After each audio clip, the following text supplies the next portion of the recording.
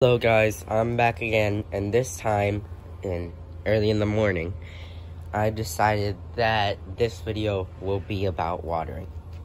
So, watering it can be very basic, it can be very complex, but there's two types of watering. Bottom watering, which is having them in a tray, and top watering.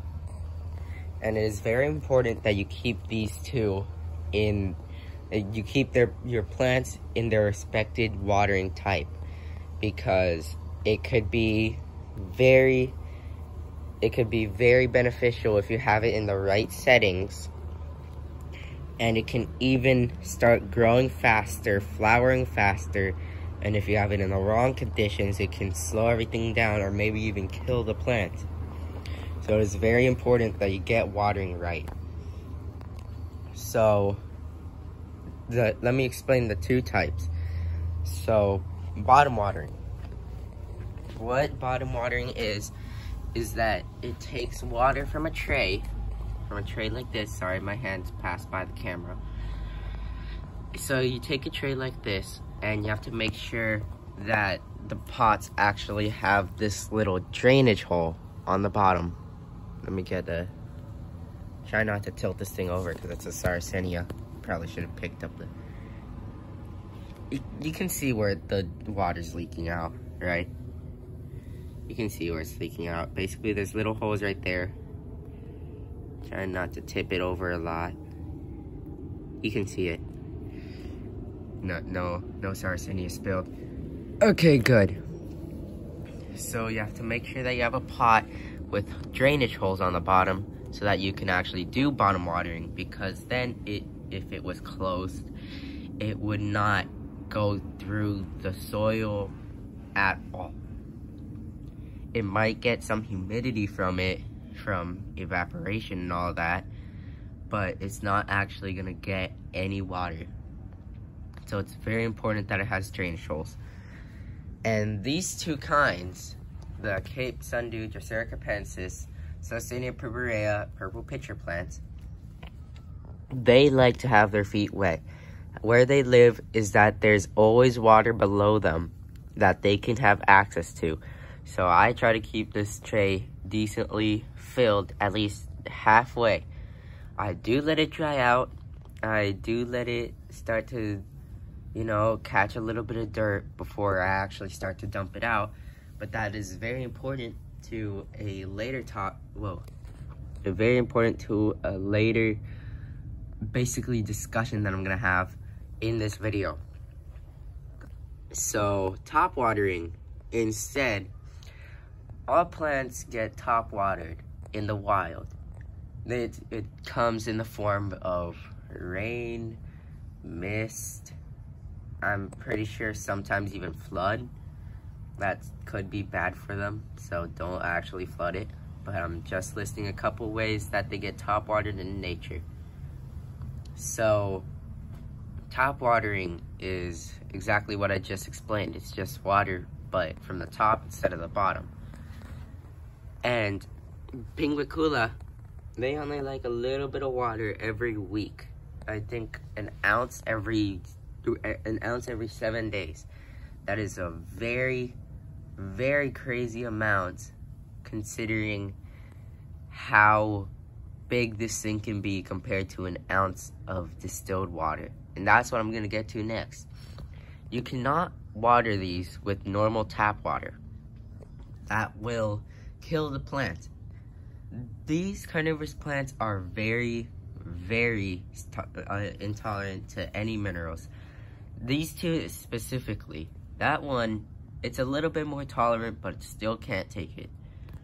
So, sorry. You can only use distilled. Only use distilled, or what I use is zero water. This is actually purified, but it's purified to the point where it has the same properties as distilled. So, all three of these get watered by that pitcher. And the way to tell is that you need to get a TDS meter, okay? So a TDS meter looks like this. It has an on, off, and hold. And then you can pop off the cap below it. And what you'll see is that there are 2 little rods and then a nub. So when you stick this lower half inside water, it will tell you how much dissolved solids there are in the water, aka how much minerals there are. So you just turn it on, 0, 0, 0. It should not change from that if it's distilled. Now this one has a little bit of particles in it, so it might be a little different. I don't think I'm getting that much of a reading on it. But hold on, I gotta dry this off. So what it does is exactly what I just said. It measures dissolved solids. Then whatever dissolved solid, like whatever amount of dissolved solids, it measures in parts per million. Okay, it's good that there wasn't any water in this part, but it measures in parts per million. So it goes, I'm not actually entirely sure about how much what parts per million means, but all I know is that it measures dissolved solids. And I'm going to have to, oh, little fruit fly on me. Look at that. Where is it? Here it is. When did it get on me? Well, I guess this video is going to also turn into a pinguicula feeding. So, let me just grab this. How's this thing? Literally squished it like 4 times. The hell? Sorry, YouTube. Okay, so it flew away. But just don't mind me as I try to piece this thing back together. And this is actually a good time to go over the zero water filter. So what it does is that you have to put cold, oh no, where? Now I'm starting to get concerned. Where is this from? Oh, I see it. Alright, I'm gonna cut it off right here because I'm having a couple difficulties with the water pitcher, so I'll be right back. Okay, so there were many difficulties with me putting this on, but basically, you will take off this cap while it's still in the pitcher, and you have to put cold water, specifically tap water, and it filters it to the point where it's almost like it distills it. Because if you check on the TDS meter right now, let me turn it on, it says 0, 0, 0, and 0, 0, 0 is supposed to stay whenever it's in distilled water. So let me just dunk that in here, and let's read it. 0, 0, 0. So that is the amount of dissolved solids in this water. There are none at all, and that is amazing for these plants because they hate dissolved solids. It's best to have a water with between 0, 0, 0 and a 0, 2, 0 rating, and anything above 0, 5, 0 can harm the plant long term. So yeah, and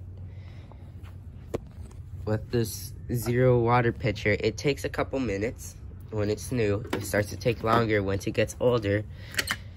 You only need to replace the filter once every few months. And I think that's the basics about watering. So just make sure that everything's all right. Sorry, I'm adjusting this.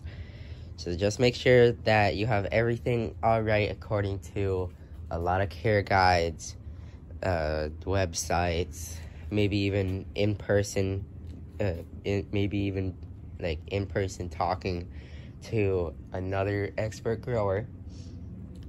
I'm not an expert grower, I'm not calling myself one, but they have all plants, they have a different preference.